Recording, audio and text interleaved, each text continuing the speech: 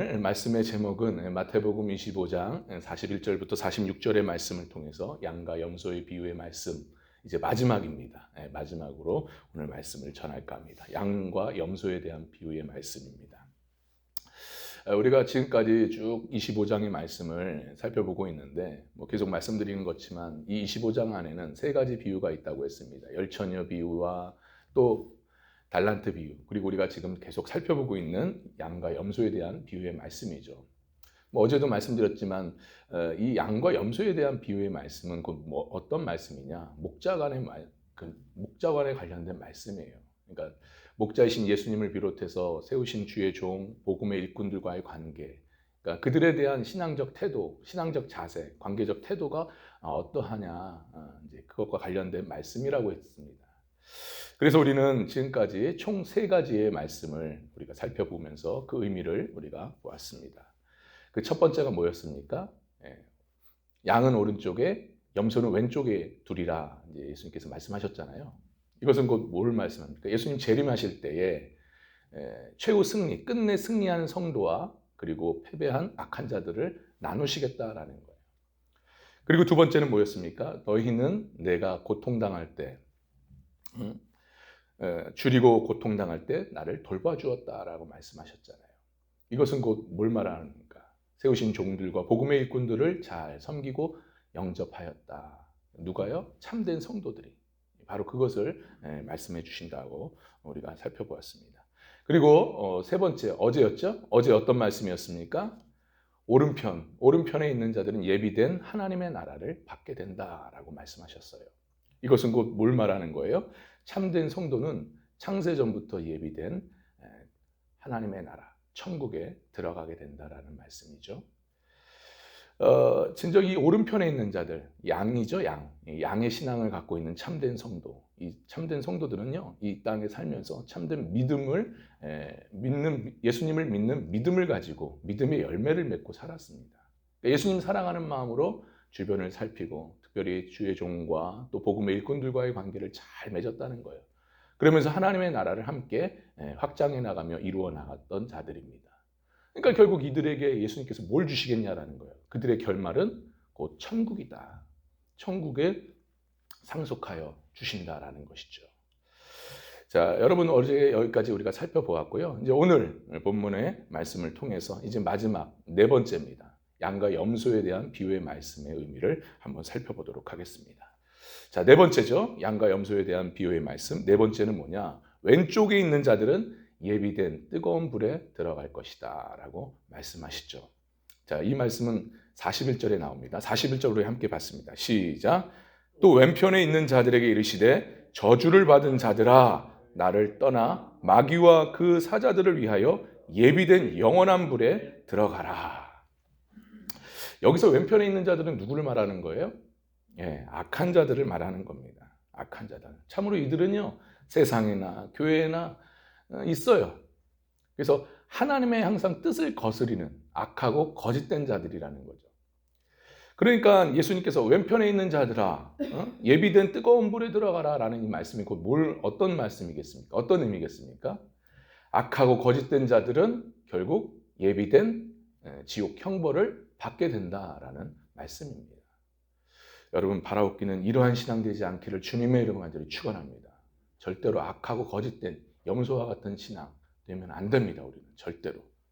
특히 마지막 때는 더 그래야 돼요. 자, 오늘 본문에서 여기 보니까 왼편에 있는 자들, 그러니까 악하고 거짓된 자들이죠. 이런 자들이 지금 어째서 그 임금 되신 예수님께 이렇게 책망과 정죄를 받고 있는 것일까요? 그 이유가 뭘까요? 그 이유는 바로 우리가 보았지만 42절, 43절에 나와 있죠. 우리 함께 봤습니다. 시작. 내가 줄일 때에 너희가 먹을 것을 주지 아니하였고 목마를 때에 마시게 하지 아니하였고 나그네 되었을 때에 영접하지 아니하였고 헐벗었을 때에 옷 입지 아니하였고 병들었을 때와 옥에 갇혔을 때에 돌보지 아니하였느니라 하시니 라고 말씀하죠. 그러니까 이들은 지금 적극적인 선행, 그러니까 믿음의 열매를 드러내는 것 때문에 그러니까 적극적으로 악행이죠. 선행이 아니라 악행이죠. 그 악행을 했기 때문에 지금 정죄받는 것이 아니라는 거예요. 적극적으로 내가 악한 짓을 하는 그것 때문에 정죄받는 것이 아니라 어떤 것 때문에 적극적인 선행, 믿음의 열매를 드러내지 않기 때문에 지금 예수님, 임금 되신 예수님께 정죄를 받고 있습니다. 그러니까 믿음의 열매를 적극적으로 안 나타난 거예요. 그러니까 좀 정리해서 말한다면 뭐겠습니까? 그러니까 이들은 적극적으로 그 세우신 주의 종들, 복음의 일꾼들과의 관계에 있어서 본인들이 해야 될 일, 마땅히 해야 될 일들을 지금 하지 않고 있었다는 거예요. 그래서 결국 임금 되신 예수님께서 그거에 대해서 지금 책망을 하시고 정죄를 하신다 이 말씀입니다. 그러니까 여기서 여러분 결국 여기서 말하는 게 뭐겠습니까? 예수님께서 말씀하시고자 하는 게 뭐겠어요? 이것은요, 마지막 종말의 때에는요, 뭐 적극적으로 내가 악행을 하는 것, 그건 당연히 심판받을 일이고 정죄받을 일이고 책망받을 일입니다. 근데 그것뿐만 아니라 반대로 내가 적극적으로 선행을 하지 않으면, 이 선행이라는 것은 계속 말씀드린 거지만 믿음의 열매를 말하는 거예요. 내가 마땅히 성도로서 주의 복음을 받은 자로, 구원받은 자로서 마땅히 해야 될 선행, 그 믿음의 열매를 맺지 않을 때 그것까지도 예수님께서는 정죄하시고 심판하시고 그거를 책망하신다 이 말씀입니다. 여러분 왜 그런 게 있잖아요. 왜 세상 법에도 음주운전 방조죄라는 법 혹시 알고 계십니까? 이것은 내가 직접 음주운전을 하지 않아도 음주운전하는 사람과 함께 동승했을 때 그때 받는 처벌이에요. 그러니까 결국 왜 너가 같이 탔음에도 불구하고 음주운전한 자를 왜 막지 못했냐. 그것까지 책임을 묻겠다라는 거예요. 법적으로. 이게 음주운전 방조죄거든요. 세상에도 이런 법이 있습니다. 내가 직접 운전하지 않았는데 음주운전하지 않는데도 받는 처벌이에요. 이와 같은 거예요, 여러분. 그러니까 예수님께서 본문에서 왼편에 있는 자들을 정죄하시고 책망하는 이유는 믿음의 열매를 맺지 못하는, 너희들이 마땅히 해야 될 일들을 행하지 않을 때 거기에 대한 책임과 책망을 하신다는 거, 물으신다는 거예요. 심판하신다는 거죠.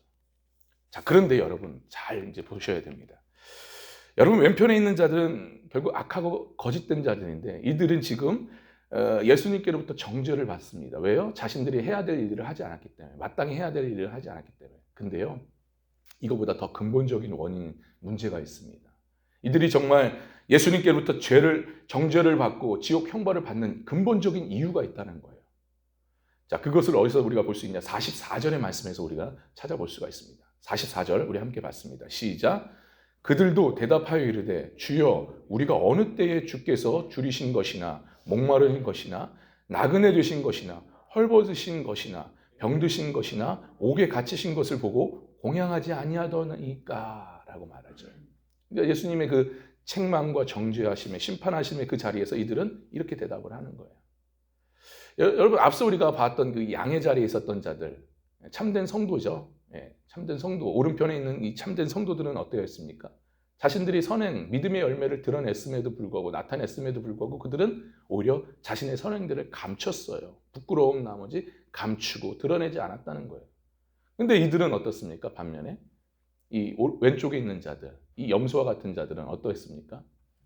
오히려 예수님의 그 심판의 자리 앞에서 자신들이 행해야 될 일을 하지 않았음에도 불구하고, 그 의무를 이행하지 않았음에도 불구하고 전혀 깨닫지를 못하는 거예요. 자신의 잘못을 전혀 알지 못하고 있습니다. 오히려 되려 뻔뻔스럽게 뭐라고 합니까? 지금 따지고 있잖아요. 그들도 대답하여 이르되 주여 우리가 어느 때에 주께서 줄이신 것이나 목마르신 것이나 나그네 되신 것 하면서 내가 공양하지 아니하더니까. 그러니까 쉽게 말해 이겁니다. 보셨어요? 내가 돌보고 다른 사람을 돌보는 그런 일을 하는 걸 언제 보시기나 하셨어요? 이렇게 따지고 있다는 거예요. 너무나 뻔뻔스럽고 무서운 일입니다. 그것도 지금 재림하셔서 심판하실 재판장 앞에서 뻔뻔스럽게 이렇게 지금 오히려 자신들의 분노를 표출하면서 지금 따지고 있습니다. 그러니까 이들의 이런 모습들이 뭘 말해주는 겁니까? 이들이 어떤 자들이라는 것을 알 수 있어요? 이들이 죄악으로 타락한 정말 자기중심적 이기심이 강한 자들이구나라는 것을 다시 한번 깨닫죠. 우리가 볼 수 있습니다. 그러니까 이들은 자기의 인생을 자기가 주인인 양 살았던 거예요. 자기가 왕노릇하면서 살았습니다. 그러니까 하나님의 뜻을 거스르면서 자기 멋대로 인생을 살았던 자들이 바로 이 왼쪽에 있는 자들이었어요. 악하고 거짓된 자들이라는 거죠. 그래 결국 왼편에 있는 자들에 대해서 예수님께서는 책망하시고 정죄하시고 결국 지옥 형벌을 받게 하십니다. 자, 그런데 문제는 뭐냐? 이러한 자들, 이 왼편에 있는 자들, 염소와 같은 자들이 오늘날 교회에 있다라는 말씀이에요. 특별히 이 마지막 때일수록 이런 염소와 같은 자들, 이런 거짓된 성도들이 많이 들끓는다는 겁니다. 이게 문제라는 거예요. 여러분, 이들은 참으로 염소처럼 어떻습니까? 완악해요. 고집이 셉니다. 그리고 무엇보다도 목이 곧고 교만해서 주님의 뜻을 따르지 않으려고 해요. 정말 주님이 이끄시는 대로 가지 않습니다. 오히려 항상 목자의 반대편에 서서 따라가는 양들을 방해합니다. 양들이 예수님을 쫓아갈 때 그 쫓아가는 양들까지도 회방해서 따라가지 못하게 만든다는 거예요. 그러니까 누굴 말하겠어요? 외식하는 서기관과 바리새인들의 모습이라는 거예요. 이게 거짓된 신앙인들이라는 거죠. 참으로 목자와 양 사이를 이간질합니다. 목자를 비방하고 무시하고 푸대접하잖아요. 바리새인들, 서기관들이 예수님을 완전히 푸대접해버리지 않습니까? 무시해버리고 심지어는 죽이기까지 하지 않습니까? 자신이 무엇을 잘못한지도 몰라요. 그리고 자신이 잘하는 걸로 착각하고만 삽니다. 결국 회개할 기회를 놓쳐버린 거죠. 그렇잖아요. 서기관과 바리새인들이 자신들의 잘못을 모르고 자신이 잘난 양, 회개를 할 수 있는 기회조차도 그를 잡지를 못하고 결국 어떻게 됩니까? 주님으로부터 책망을 받지 않습니까? 저주를 받는다는 거예요. 화 있을진저. 어떻게 보면 차라리 이들에게 있어서 이 축복은 천국과 지옥이 없는 것이 오히려 이들에게 축복일 것이에요. 그렇지 않아요? 근데 안타까운 것은 주님은 재림하셔서 이들을 심판하시고 지옥불에 던져버리신다는 말씀입니다. 참으로 무서운 일이고 안타까운 일이죠. 사랑하는 여러분, 진짜 우리는 어느 편에 서 있습니까? 양입니까? 염소입니까? 오른쪽입니까? 왼쪽입니까? 어느 편에 서 있는 우리의 신앙입니까? 참으로 오늘 이 마지막 때일수록 우리 내 자신을 한번 진심으로 한번 더욱더 점검하면서 살펴봐야 될 줄 믿습니다. 내 신앙이 어떤 신앙인가? 어느 자리에 서 있는 신앙인가? 그래서 이제 마지막 때 정말 주님은 오셔요. 분명히 역사의 마지막 때가 옵니다. 이 마지막 때에 내가 어떤 신앙으로 주님을 맞이할 수 있는지 한번 우리는 다시 한번 진지하게 우리 자신을 살펴봐야 돼요. 우리 신앙생활에 있어서 신앙이 오랜 연수가 중요한 것이 아니에요. 어떤 직분을 맡았느냐가 중요한 것이 아닙니다. 솔직히 정말 중요한 건 뭐냐? 주님과의 관계예요. 그리고 주님께서 세우신 주의 종들과 복음의 일꾼들과의 관계를 얼만큼 잘 맺고 그 안에서 선한 열매를 맺으면서 하나님 나라를 확장해 나가느냐, 이것이 정말로 중요합니다. 여러분 믿으시면 아멘 하시길 바랍니다. 주님은 그걸 보셔요. 다른 걸 보시는 게 아니라. 여러분 반드시 주님은 오셔요. 그날이 이제 머지 않았습니다.